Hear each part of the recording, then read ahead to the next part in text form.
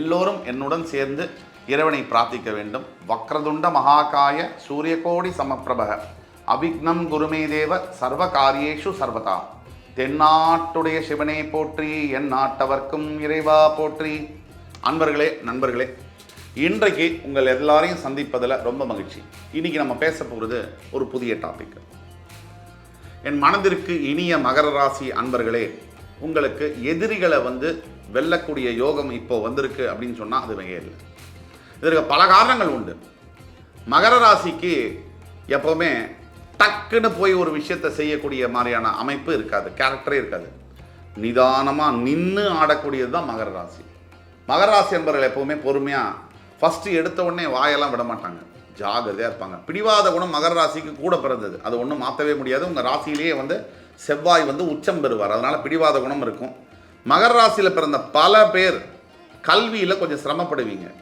கல்வியில் கொஞ்சம் சிரமப்படுவீங்கன்னா புத்தி குறைவுனால இல்லை, ஒன்று பணம் இருக்காது, இல்லை வேணுங்கிற கோர்ஸ் சேர முடியாது, அந்த அட்மிஷன் இருக்காது, இப்படி தடங்கல்கள் வரும். குரு பகவான் உங்கள் ராசியில் நீச்சம் பெறுவதனால் இதெல்லாம் ஒரு பக்கம் இருக்கட்டும். மகர ராசிக்கு என்னென்னா, இப்போது மகர ராசியில் இருக்கக்கூடிய 199 பேர் வாழ்க்கை பஞ்சர் ஆகிடுச்சு.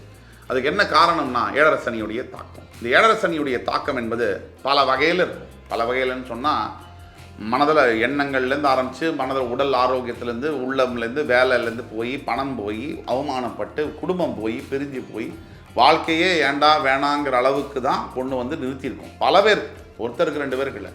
இந்த மனசில் ஏற்படக்கூடிய புழுங்களை வெளில கூட சொல்லவே கூட முடியாது. ஏன்னா பல பேர் எங்கேயாவது சொன்னால் நம்மளை கேவலமாக நினைப்பாங்களோன்னு நினைக்கக்கூடிய மகர ராசி நிறைய பேர் இருப்பாங்க. அதனால் மகர ராசிக்கு ஒன்றும் அவமானம் ஒன்றும் புதுசு இல்லை.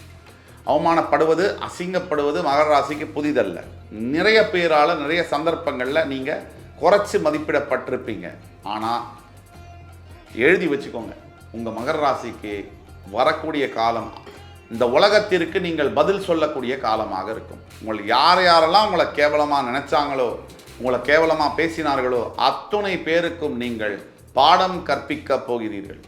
எப்படின்னா, நேரில் போய் வார்த்தையால் சொல்லி இல்லை, உங்களுடைய ஆக்ஷன், நீங்கள் முன்னேறதை பார்த்து அவங்களுக்கு அதுதான் பதிலாக நீங்கள் சொல்ல போகிறீங்க. அந்த முன்னேற்றம் மே மாதத்திற்கு பிறகு வரும், கண்டிப்பாக வரும். ஒன்று குரு பயிற்சியுடைய மாற்றத்தினால் மட்டுமல்ல, எதிரிகளை நீங்கள் வெல்லப் போகிறீர்கள். எதிரினா யார்? 2 வகையான எதிரிகள் உண்டு. உங்களை எதிர்க்கிறேன்னு சொல்லிட்டு எதிர்க்கிறது ஒரு எதிரி. கூடவே இருந்து அப்படின்னு சிரிச்சுட்டு பின்னாடி குத்துறான் இல்லையா, அவன் தான் ரொம்ப டேஞ்சரஸான எதிரி. நீங்கள் உங்களுடைய உண்மையான எதிரியை அடையாளம் கண்டு கொள்ள வேண்டிய காலம் வந்தாச்சு. நீங்கள் என்ன பண்ண போகிறீங்க அப்படின்னா, உங்கள் எதிரிகள் உங்களை காலமும் நேரமும் என்ன பண்ண போகுதுன்னா, எதிரிகளை உங்களை முன்னாடி படம் போட்டு காமிச்சிடும்.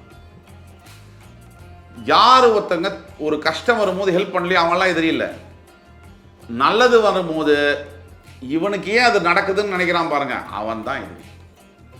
ஆக நீங்கள் உங்களுடைய 2ஆம் இடத்துல சனி செவ்வாய் கூட போகிறாள். இந்த வருஷம் ஆரம்பிக்கிறதுலேருந்து ஏப்ரல் 14 முதலாம் பார்த்தீங்கன்னா, புத்தாண்டு ஆரம்பிக்கும் போதே சனி செவ்வாயோடு தான் ஆரம்பிக்குது. வார்த்தையை மட்டும் கேர்ஃபுல்லாக பிரயோஜனப்படுத்துங்க, இல்லைனா நீங்கள் மாட்டிக்குவீங்க, உங்களுடைய எதிரி தப்பிச்சிடுவார்.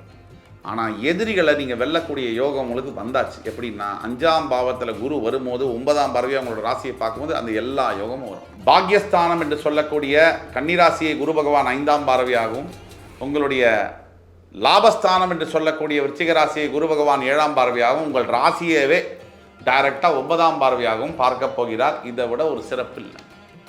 இந்த மாதிரி காலகட்டத்தில் யார் யார் கடந்த 7 முதல் 10 வருஷம் வரை உங்களுக்கு நீங்கள் நல்லா வாழ்ந்தது கொஞ்சம் கீழே இறங்கி போகுது, உங்களை யார் அவமானப்படுத்தினாங்களோ, உங்களை ஏளனம் பண்ணாங்களோ, உங்களை அசிங்கமாக பேசினாங்களோ, உங்களை யார் உங்கள் உதவியை வாங்கிட்டு உங்களுக்கு ஒரு பிரச்சனைங்கிற போது உதவி செய்யாமல் இருந்தார்களோ அத்துணை பேருக்கும் வரிசையாக லைனில் நிற்க வச்சு பாடம் நடக்க போகுது. அப்படி யார் யார் உங்களுடைய எதிரிகள் என்று அடையாளம் கண்டு கொண்டு அவர்களை வெல்லப் போகிறீர்கள். துண்டு துண்டாக அவர்கள் செய்த பாவங்களுக்கும் அவர்களுடைய உங்கள் மீது அவர் தொடுத்த போருக்கும் பதில் சொல்ல போகிறீர்கள். அதே மாதிரி நீங்கள் உங்களுடைய குரு பார்வை என்பது ரொம்ப விசேஷமான பார்வையாக வரப்போகிறது. 1, உபஜயஸ்தானத்தில் இருக்கக்கூடிய ராகு உங்களுடைய உற்ற நண்பர், அதை மறைக்க முடியாது, மறுக்கவும் முடியாது.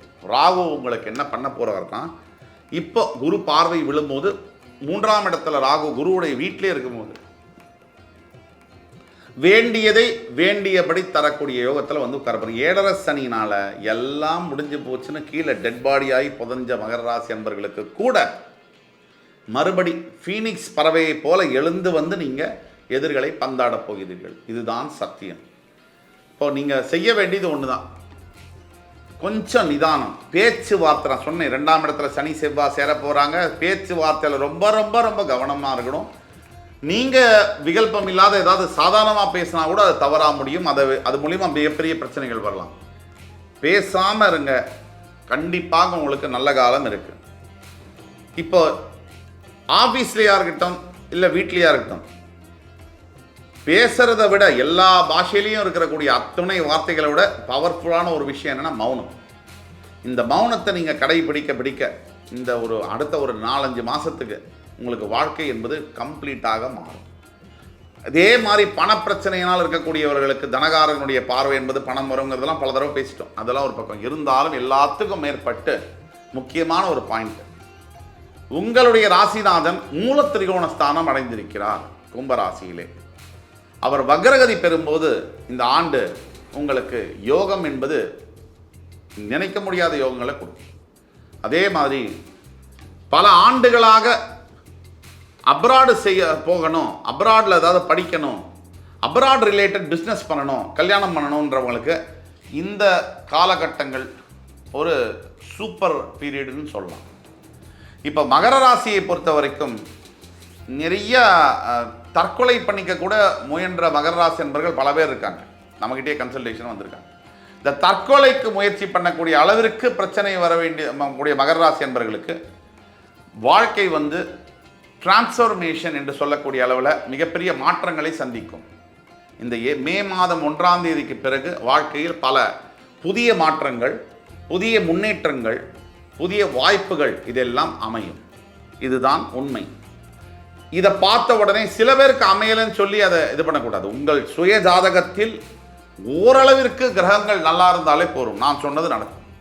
உங்கள் சுய ஜாதகத்தில் ரொம்ப மாறுபட்ட அளவில் கிரகங்கள் இருக்கும்போது அதை பார்க்கணும். பார்த்தா தான் அதோடைய பரிகாரத்தை சொல்ல முடியும். மகர ராசினியர்களுக்கு ஒட்டுமொத்தமாக நாம் சொல்லக்கூடிய பரிகாரம் என்பது, மகர ராசினியர்கள் தவறாமல் ஆலங்குடியில் இருக்கக்கூடிய குரு பகவானை பிரார்த்தனை செய்து வர வேண்டும்.